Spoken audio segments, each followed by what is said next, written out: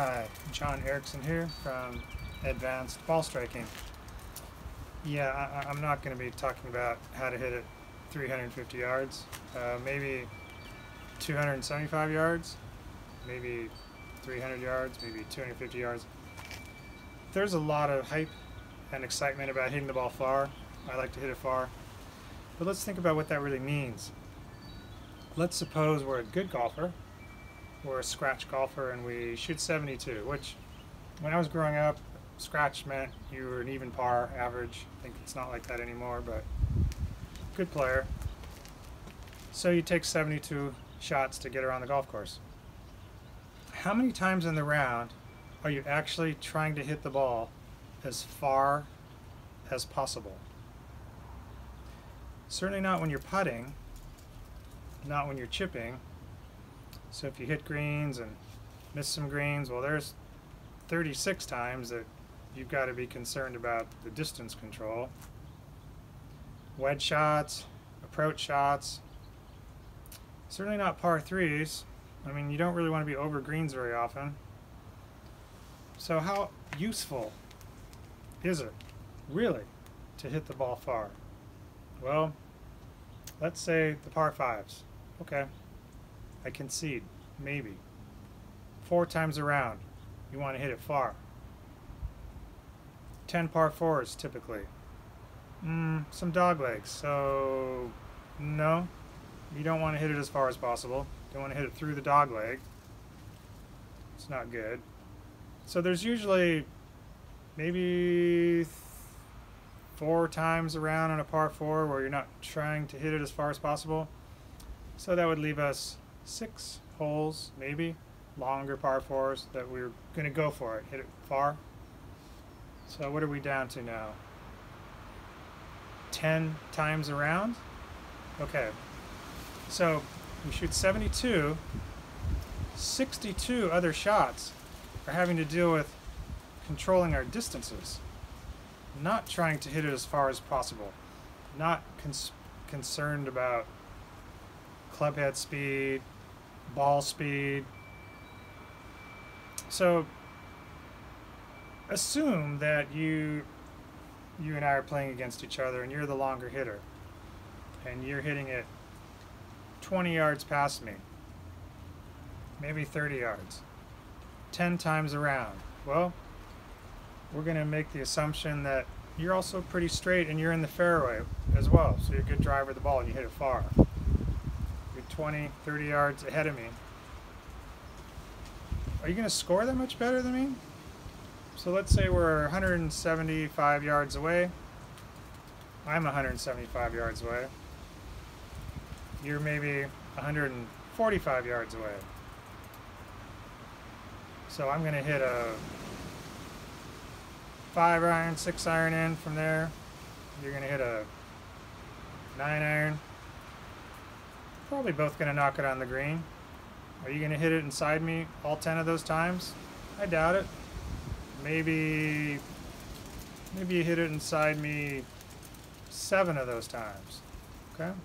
7 out of 10. You going to make the putt? Maybe. Maybe you make a couple. Maybe I make a couple. So how big an advantage is it really 10 times around, 20 or 30 yards down the fairway past the other guy? If I'm a good iron player, I'm on the green, you're on the green. You should be a little closer to the hole. Should, statistically. I like that, probability-wise. But what about the other 62 shots in that round?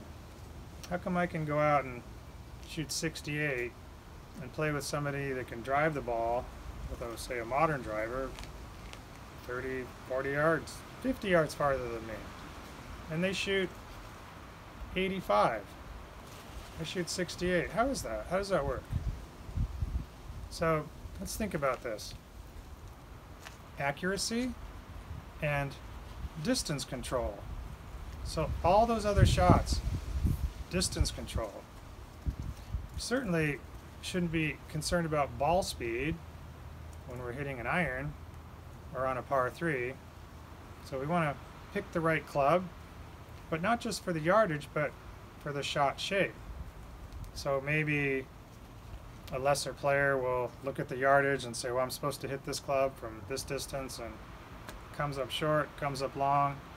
Maybe they didn't consider some things. Maybe they didn't consider what the wind's doing, what their lie's doing, what the temperature is, how they're feeling for that day. Are you stiff and kind of sore, or are you feeling good, pumped up? Is there a little adrenaline? It's a lot of things to take in consideration with how far you're going to hit a shot. So somebody that's a little better at that actually might have an advantage, being a little bit farther back. If I'm shaping my shot in, curving it in, hitting it to the center of the green and moving it towards a back left pin placement, where someone else is going right at the pin and they get a little over the top and miss the green left and they're down in a bunker or something, a tough shot, and I'm putting on the green. So we want to think about angles, strategy, and a little more emphasis on hitting it straight. When I was in college, and this was back in the persimmon and Balata ball era, blade irons, my freshman year, the guy who won the most tournaments was maybe the shortest hitter that I knew of in college golf. Incredibly short off the tee. I'm talking 225-yard drives, max. He later went on to win the US Open. His name, Corey Pavin. Short, very short. When I was a freshman, he was a senior. I was hitting it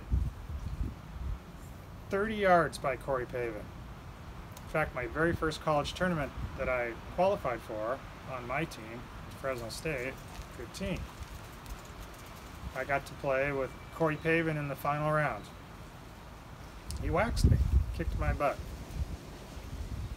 Short, down the middle, strategic player, beautiful golf, very impressive. Worked the ball wonderfully. Much better ball striker than I was at the time. I was longer, not as good a player. If memory serves me right, I believe Corey won 7 college tournaments that year. 7. Incredible, incredible record. Short hitter, very straight. Only player I knew maybe that was shorter was a guy named Tracy Nagasaki at USC.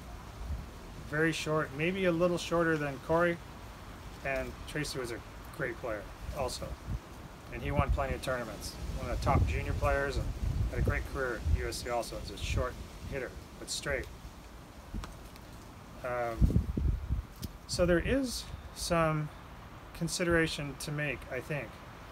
The obsession with distance and smash factors and all these things that people are obsessing over.